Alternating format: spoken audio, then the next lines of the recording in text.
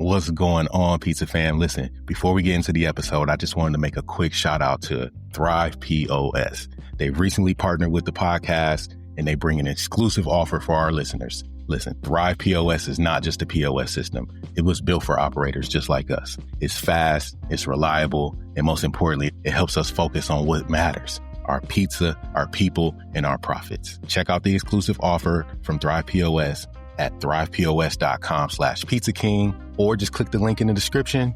Now let's get into the episode.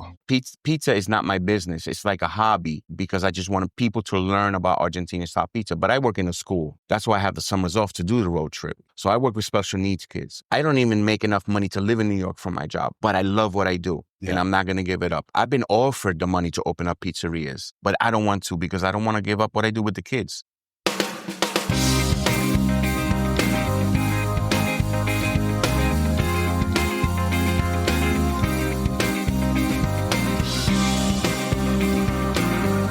But first, I'll introduce you. Welcome to the Pizza King podcast. I got my man, OG Papa Fern, Fernando, what's your last name? Greco. Fernando Greco. I met Fernando, we were just talking. I met him a couple years ago here in Orlando. And we kind of followed each other. I've been following you for a couple of years. So we finally got a chance to sit down. Thank you for joining us. Thank you. Appreciate that.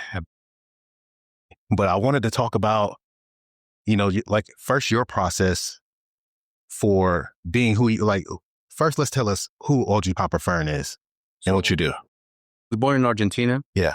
My dad had a pizzeria in Buenos Aires, and I was a little kid that used to bother the clients and stuff. But when I was 10 years old, we moved to New York, and that was the end of the pizza business side for the family until I picked it back up. When my parents divorced, my dad moved back to Argentina, so then I started making pizza for the family. Okay.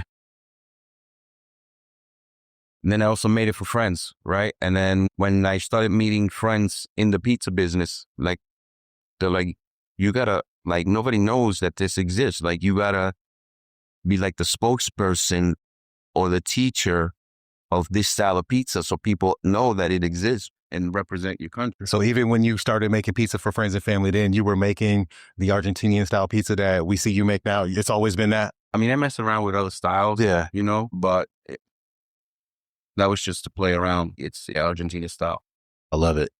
Every time I see you out and I see your pizza, it also becomes like a history lesson for the folks that are enjoying it, right? You get a chance to teach. Right, because even though, we have judges that are experts in pizza, most of the time, they never heard of Argentina or Porteño style pizza. Yeah.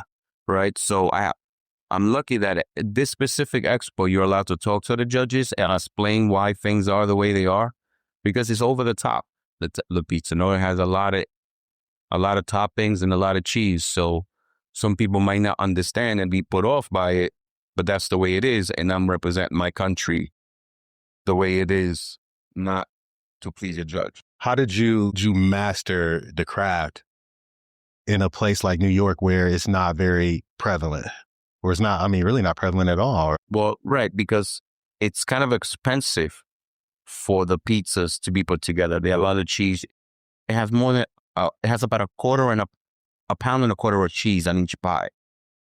So with the toppings, some things you can't even get in the United States because they don't export them from Argentina because of quotas for some reason. But you have to make do with what there is or make it yourself. Yeah.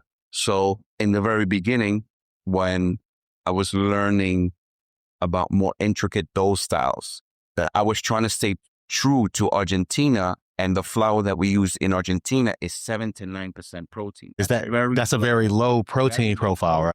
But because I learned from reading and watching videos and from talking to people about long fermentations, a low protein flour and a long fermentation don't mix well. Like, you need a strong flour to do long fermentations. I did not know that. So I was trying to make Argentina style pizza better by doing long fermentation, but I was mixing 4 different flours to mimic the flour that's available in Argentina. Oh, so then I decided it's better to make better tasting dough than it is to have low protein flour So I do long ferments with a higher protein flour. How long is your ferment process typically? So because I do events in other people's pizzerias and I do events while traveling, I have to adapt to what the pizzeria does. Right? So if that fridge space, I got to do a 2-day. I got to do less than a 2-day, right? Plus, I also have my own pre-ferment that I carry with me everywhere I go. So my pre-ferment is a combination of masa madre and latte fermentate, which is old dough. So what I do is I have old dough that I feed every week. So I'll cut half of my old dough, mix it in my new dough, and then I'll take the same weight that I put it in there and add it to the other half of the dough that I'm traveling around with. That way I'm feeding it. You're always feeding the dough at home and the dough on the road. On the road always, because I'm gone for 2 months. So I'm taking all of it with me. If it goes bad while I'm on the road, I got to start. How do you protect it while you're on the road? All right. So I have 2 Cambro style containers. Okay. I put ice in between both of them. I put the pre-ferment in the Cambro, 2 covers, and then I have blankets that I wrap around it. Because it needs dark space too, right? It doesn't necessarily need dark, but it shouldn't be too warm. Okay. And then I crank the AC the whole time. So my road trips are in the summer, so I'm lucky that I don't have to do it in the wintertime. And I've seen you, you travel all the way out west and temperatures vary. Temperatures vary, but the inside of my car, it's a tiny Prius seat with all the pizza stuff. The back seats and the trunk are all taken up. So it's a very tiny space that the air conditioner has to put. I want to get into the trip you take every summer. How many will this be 3rd year, 4th year in a row? This coming summer is going to be the 3rd one. It's going to be the 3rd year. Yeah. And you take a trip from New York all the way across the country. Yeah. Visiting pizzerias along the way. Yeah. Doing collaborations. Yeah. Introducing Argentinian style pizza and helping to promote the local shop as well, right? Exactly. How's that? How did you decide that that's what you wanted to do? Well, originally it was an idea that I had because I was working on a project called Latinos in Pizza. And then things went wrong with that. It was supposed to be like a YouTube series with 3 Latino pizza makers traveling around doing events all over the country. When things went wrong, I said, well, I'm going to do it just by myself and not do the documentary and just bring Argentina style pizza for people to be able to try it for the first time, or somebody that is from Argentina that hasn't eaten it in a very long time. Now it's here in your town. This is your opportunity. Right. I talked to Jesus from Jesse's Pizza Company out in Borger. You did a collab with him over the summer. He was very, very good, dude. I love that guy. He was excited, and I'm gonna be it. Yeah, the beer gang. Beer gang is the best. Beer gang. Shout out to Jesse over there. But he told me, and I actually saw that they were promoting it very heavily. They did press release. They really wanted to get the town excited around it. Yeah. Is that something that you try to push to facilitate, or you kind of let the owners take it upon themselves how much they want to push and promote that? Kind of take charge on the promotees. Yeah. Because I also want, through my followers, the local host to get a push on their social media. Okay. Right? To get more attention from people that may not be in their area. So I have a set of posts that I do whenever I do an event that explains to people what Argentina style pizza is through videos and explanations, right? So there are several styles of pizza in Argentina. We have pizza al molde, which is in a pan. We have media masa, which is in a pan, but it's a thinner crust. Then we have pizza a la piedra, which it's cooked on the scone of a oven. And then we have pizza por metro, which is the long pizza sold by a meter. And we also have pizza a la parrilla, which is cooked on the grill. Running a pizza shop is not easy. You're juggling orders, staff, and everything in between. That's exactly why I teamed up with Thrive POS. They're a company that built their POS system for pizzeria operators who live this every single day. I've worked with their team before, and I've seen firsthand how focused they are on making tech that actually fix our workflow. It's not the other way around. So if you're ready to simplify your operations, streamline your online orders, and get better control of your shop, this is the move. Head on over to thrivepos.com/Pizza King to see exactly what they're doing for operators all across the country.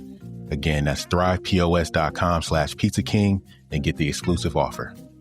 Now let's get back to the episode. How did Argentina develop so many styles of pizza? Because of what's available. So a lot of there was a little port area of the city, Right. and that's where the boats from Europe came.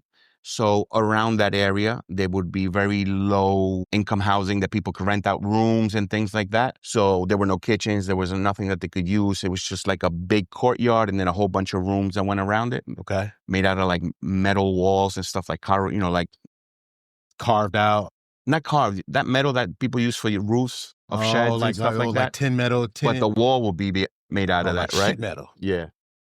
So they would have communal ovens, right? So people would go into the ovens and bake bread, flatbreads, a whole bunch of different things. Some of the things were pizza. Some of the things were faina, which is like a chickpea pancake that gets baked in a pan. And then pizza, some people would just cook there for their own family or cook there to go out into the street and sell, walking around.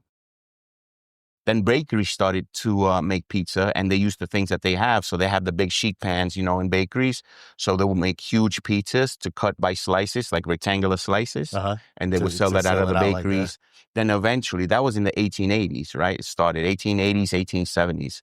So pizza was made in Argentina or sold in Argentina before it was like Queen Margarita got a pizza named after her in Naples. That's how long back it. So origins run very deep, and it's all based around community, right? Right. And a lot of what you do, from what I can see, is based around community too. Not only do you do collaborations on the road, but I've seen you also doing Dough for Good in New York and trying to raise awareness and raise money for the community. Is that just part of who you are, part of the roots? I mean, even my job, pizza is not my business. It's like a hobby because I just want people to learn about Argentinian style pizza. But I work in a school. That's why I have the summers off to do the road trip. So I work with special needs kids, right? So I don't even make enough money to live in New York from my job.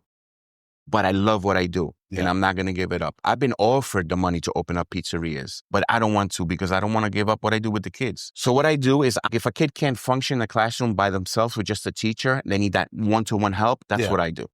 So you step in and you get the kid what they need. Right. Or you work as the person who's going between the teacher and the child to try to help them calm them down, to understand, maybe to translate things, to show different ways of doing things. Or it could be a medical issue that they have. And you have to check the monitor for... How'd you get started in that? So before, like I said, I was 10 years old when I moved to the United States, but in 1997, I went on a study abroad program to China through my college. My college sent a person to teach, and then another person also taught that was related. It was the daughter of my college president. Okay. She had told me about this thing called semester at sea, which is a whole semester on top of a cruise ship traveling around different countries. Then I started backpacking around the world, right? So I saw all this poverty everywhere, and I understand even more now or back then, why people moved to the United States from these countries. Right? So then I decided that I wanted to work in a school with the kids or the children of the people that come here to make a better life for themselves and their family. God bless you for that. Thank you. When you're traveling and you're out in these shops, I imagine you've seen so many different pizzerias, right? Yes. From the top of the top to the ones that are just getting started and could use some advice.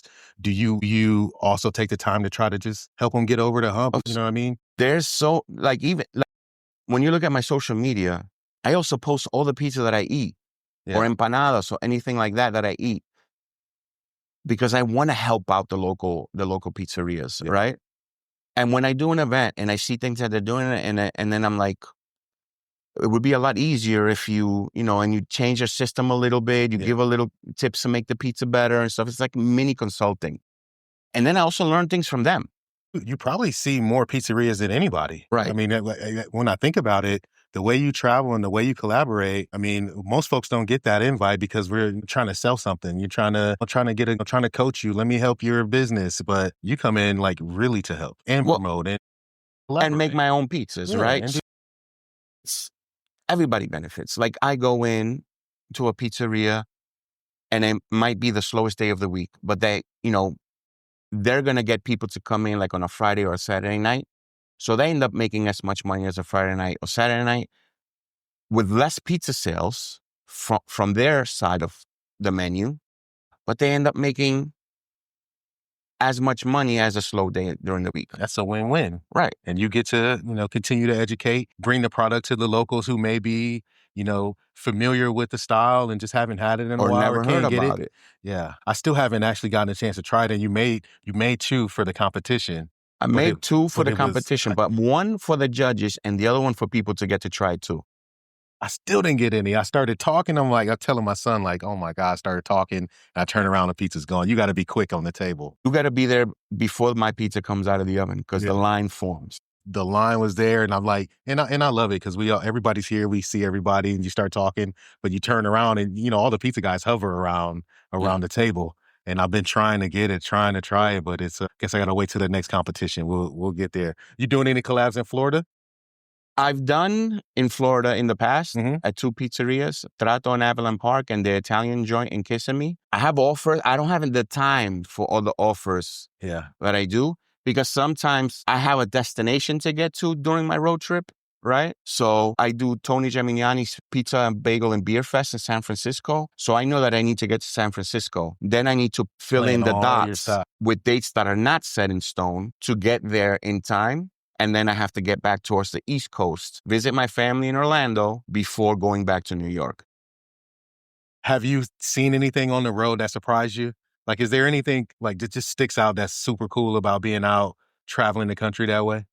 It's just the people that you meet, being from huge cities like Buenos Aires and New York, going through small towns, making pizza in small towns, seeing how they treat each other, how everybody there's only two cars on the street, they cross each other, they know each other, and they're just beeping at each other, saying hello type thing. Yeah. When in New York, you don't even at most you get a...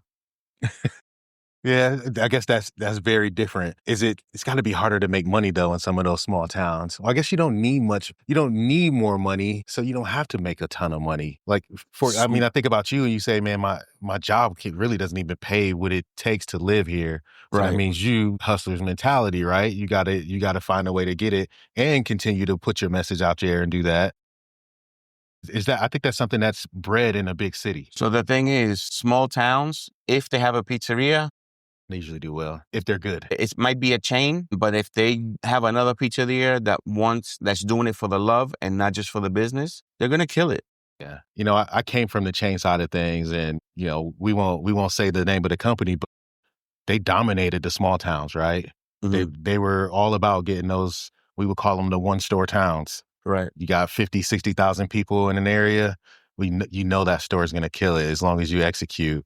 The brand is what it is, but the pizza doesn't even have to be all that great because there's very few options. But now pizza, the rise of the independents, pizza's gotten better. It's gotten better, and you can actually even do great pizza in a conveyor belt oven. Conveyor belt? I had to get used to adapting my pizzas to be able to go through a conveyor. I have to make it go through 4 times because of the different baking times for toppings and stuff, but I got it to work. Through a conveyor? Yeah. That's tough. What's your favorite way to present your pizza? And I know I seen what you did in the show, and I think it had caramelized onions on it. Can you talk through what that pizza was like? So that's a fugaceta, right? So immigrants from North Italy went in bigger numbers to Argentina than people from the south of Italy. So our pizza is it's not a thin pizza like Napoli-style pizza, right? It's more of focaccia-based. So focaccia, somebody one day decided to put cheese on it, right? They had an onion focaccia.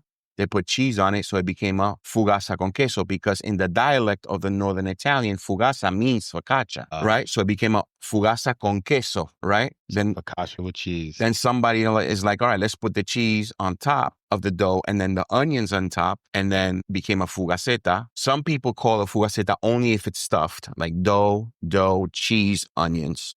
I think I've seen you say that it's not that particular pizza, it's more style or that's category. A top, right? It's just the toppings of onion. It has fugasa or fugaceta in the name somewhere. Okay. Right? Because to me, it should be, if it's dough, onions, and cheese, it should be fugasa con queso.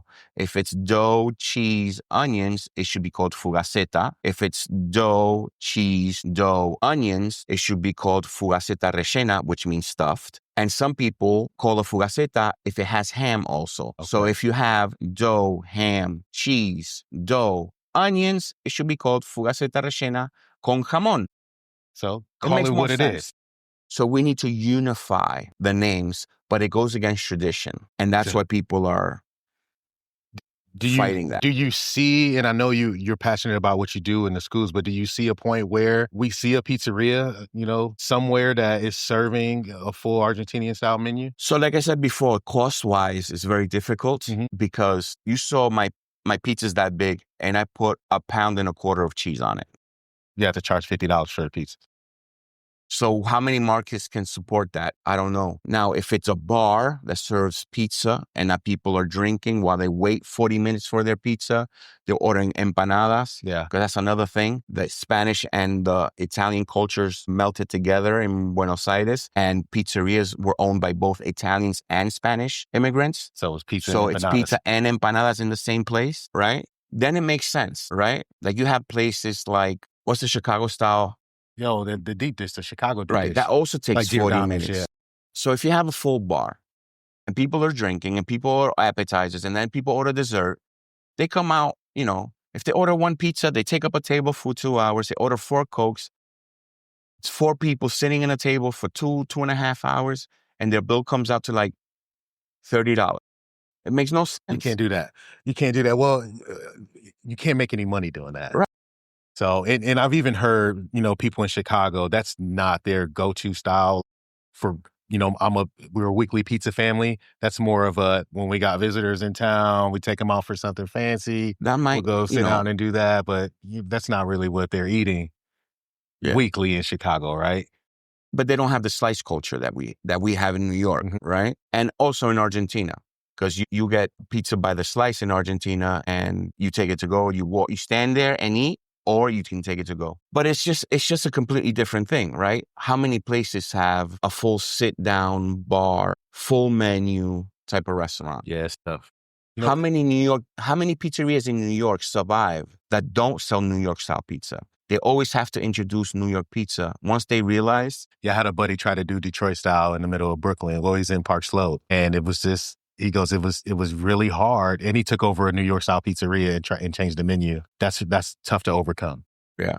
You have like when a New Yorker thinks of pizza, they think of a big 18 to 20 inch pie cut into slices. Yeah. Well, I think New York style pizza is built for profitability and for making money, selling at a high volume, making money. But now I see a lot of folks like, they're doing Neapolitan style, neo-Neapolitan style. So that survives on its own. That's the only style of pizza in New York that survives on its own. Yeah. Like if they sell pizza al taglio, they also have to add it. If they sell Detroit, they also have to add New York style. Or it's a bar. So that's going to take a huge investment to try to build something out like that, to find the right space and to put the real care into it to be a destination for folks, because that's what it ends up having to become, right? To do something like that.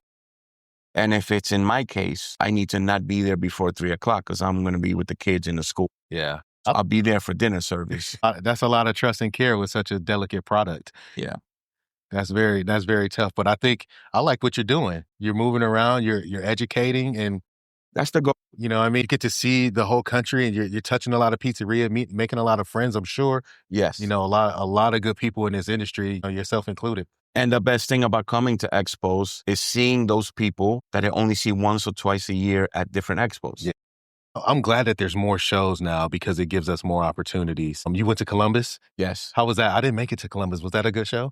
It was a very good show. It was very nice. Not so many pizza categories. Okay. Not so many pizza categories here. Yeah. They didn't have pan pizza category in Columbus, so I competed in gluten-free to be able to make it in a pan. Okay.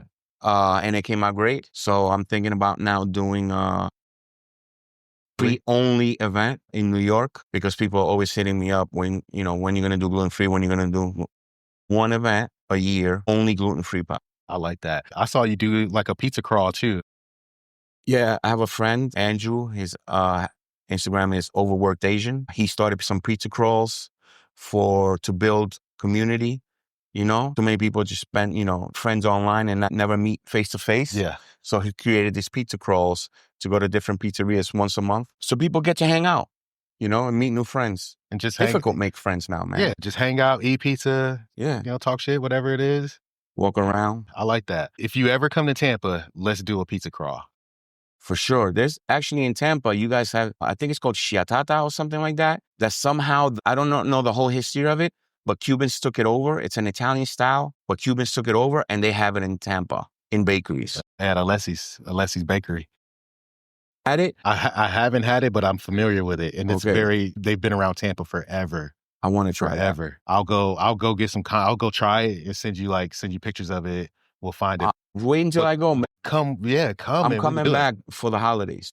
Okay. So I'll drive out to Tampa. We'll go in between Christmas and New Year's. I'm an hour east of here. We can make it happen. All right. But there's a lot of good places even around here too in Orlando where people have been, whether they be transplants or not, they've done some really good pizza around here. Right. Yes.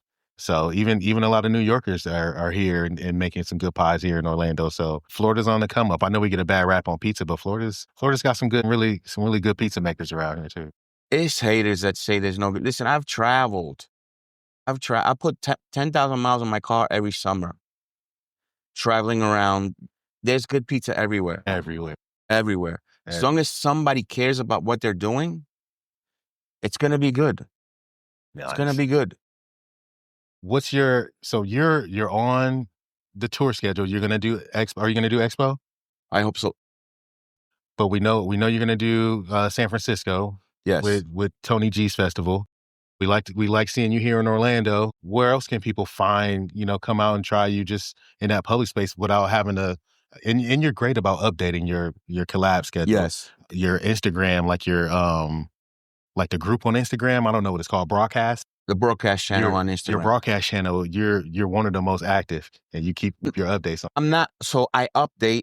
I don't bullshit. I don't want to send stupid things that people are getting messages and I'm like, fuck this. I'm unsubscribing to this. No, you want to know when my collabs are? That's all the information I'm giving you. That's what I see on there. Yeah. So you're great about keeping people updated on where you're going to be and when you're going to be there. Yeah. So if to anybody, go follow, what's your Instagram? OG_Papa Fern. Go follow OG Papa Fern. He's got all the updates on where you can find him and get to know him at some of these events because you talk to people too. Depends how busy it is. So the later you come get your pies, the better, because once I'm done, I walk around. Yeah. Well, I walk around, talk to people, say hello and stuff. Yeah. But at the end, I can actually sit with people. That's when you talk. Can actually just kind of relax. But don't wait too late because you might not get a pizza either. Yeah. That's the other thing. I've seen that too. Like, listen, there's a set number. Yes. I can't do more. Exactly. So, man, it's been a lot of fun talking to you. Thank you for doing this. So I know we've been trying to make it happen. This ain't the last time, my brother. Thank you. You're welcome, bro.